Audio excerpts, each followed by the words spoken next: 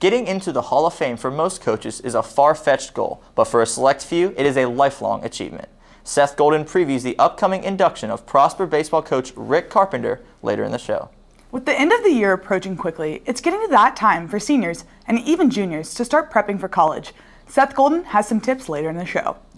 With Tuesday always being a busy day in sports, plenty of athletes laced up for competition last night, ranging from the basketball court to the soccer pitch. Mackenzie Hamilton is in studio to recap yesterday's action. Eagle Nation News starts right now.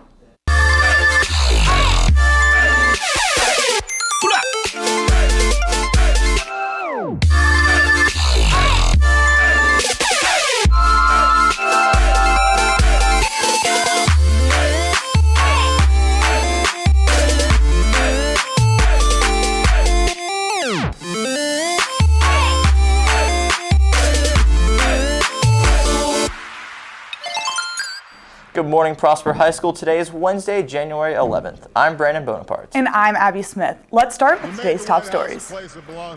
This week marks the last week of Barack Obama's presidency. President Obama has been in office for the past 8 years and gave an emotional speech last night. In this heartfelt speech, President Obama highlighted unity and thanked his wife and Joe Biden, his vice president. Prosper High School sophomore trumpet player Brandon Richardson is headed to the TMEA All-State Convention held in San Antonio. Richardson earned a third share at the area competition, a ranking high enough to earn him a spot in the 5A Texas All-State Band. This weekend was a big weekend for debate. Emma Herring placed first place in LD debate. Zach Elmer reached quarterfinals in LD debate. And Mark Warner and Brian Dearberry reached semifinals in CX debate. Emma Herring and Zach Elmer both also qualified for TFA State. Rick Carpenter, the baseball coach here at PHS, has led the team to many wins over his 9 years in Prosper, including a state championship. And as Seth Golden reports, he is about to add to the list a Hall of Fame induction.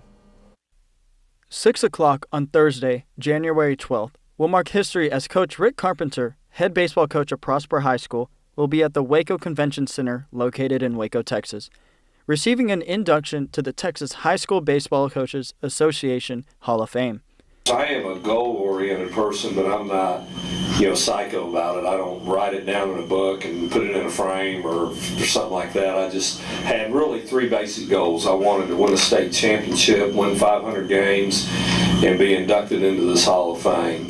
As far as my personal goals, when I was a young coach, this is one of them. Carpenter has coached at 4 different school districts throughout this career and has settled for the last 10 years in Prosper, where he has led the team to victory every season, along with achieving another state title for a baseball championship, having over 500 wins during his career, and has had 4 players which he coached advance to the major leagues in baseball, one being his son, Matthew Carpenter, who plays for the St. Louis Cardinals. The biggest thrill in my career was being able to coach my 2 sons. There's no doubt about that. And be able to work with my daughter. That's one of my biggest thrills. And then you would have to, go to the big games, the 4 state championships. I feel like I've really been blessed by God throughout the course of my career. My family is very instrumental on this. I've always been well supported. My wife, we're from Cincinnati. My wife followed me to Texas 41 years ago, no questions asked. And we bounced around school systems, and we always went where I wanted to go, and she's been very supportive. And the kids, my 2 sons played for me.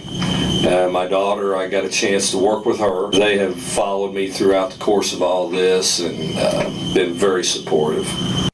Carpenter plans to take this year's team through another state run. The plaque will remain in the Baseball Hall of Fame for future generations to see. For Eagle Nation News, I'm Seth Golden. After this commercial break, Seth Golden addresses the problem of narrowing down which college you would like to attend.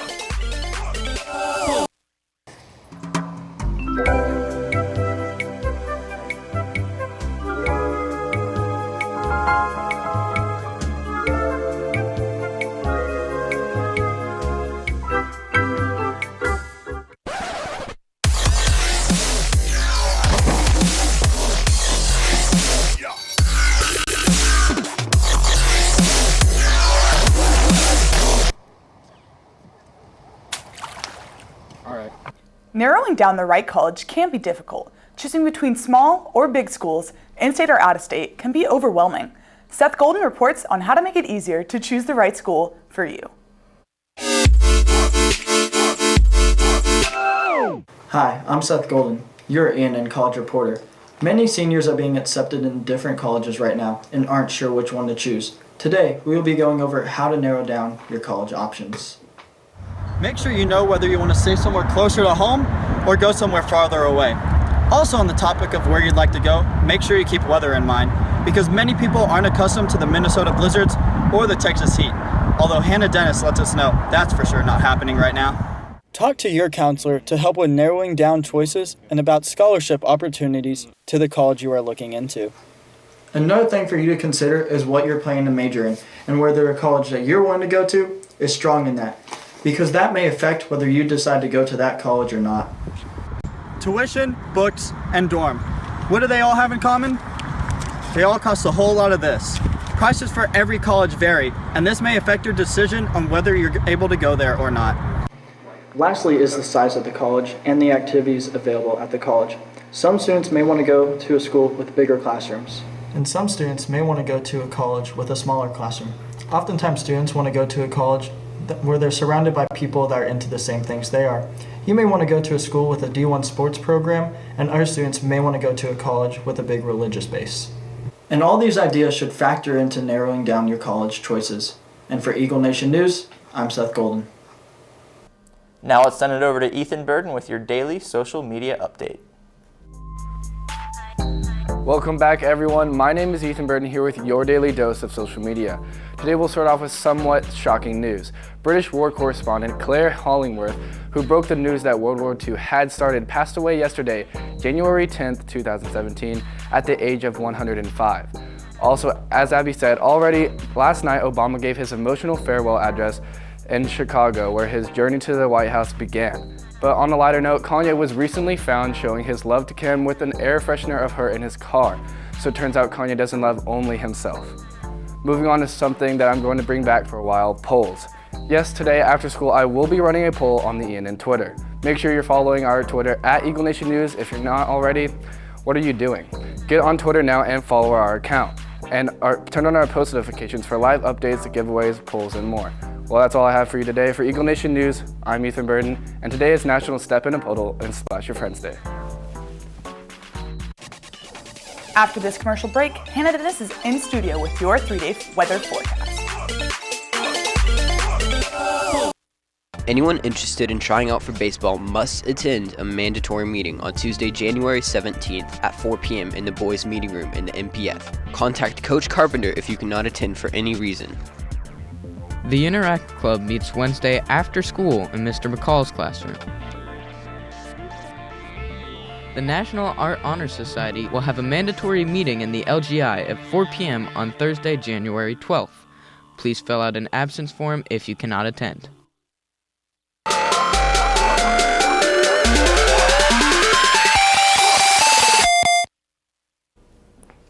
Welcome back, Eagle Nation. As I said before, weather can change instantly, and once again it has. We can expect 3 days of being in the 70s this week, and the wintry mix is out of the forecast for this weekend. We will have a cold front come in tomorrow night, but it won't be a very large temperature change.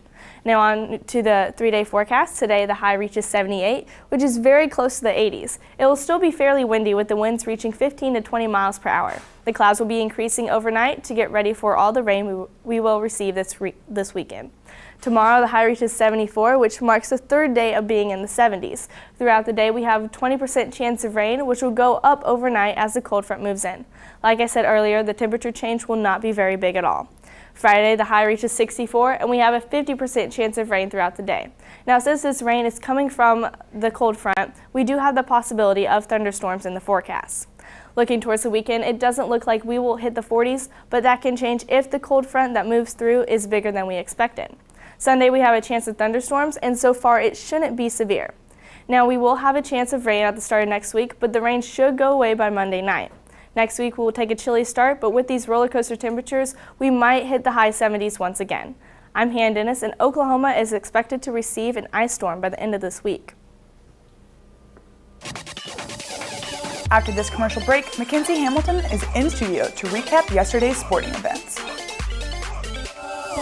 UIL Computer Applications will hold regular practices in room 2233 during all Eagle Time sessions, as well as after school on Tuesdays and Wednesdays.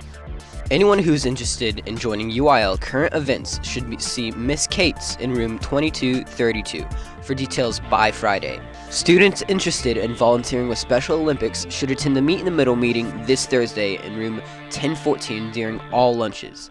You must attend 3 meetings in order to qualify as a volunteer. Brandon, as you know, basketball is doing well, and their season is already in full swing. And Lady Eagles soccer, still undefeated, was in action last night against Princeton. Here to talk about that and much more is Mackenzie Hamilton. Mackenzie?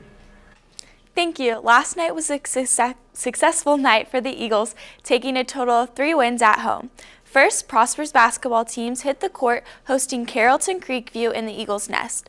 Both teams were looking to get the win after taking tough losses to the Colony on Friday, and both teams did just that. The Lady Eagles got an early jump on the Mustangs last night in their 6th district game of the season. Prosper came out strong from the get-go, outscoring Creekview 29-7 in the first quarter. The ladies continued to rack up the points, and by halftime the score of the game was 38-12 Prosper.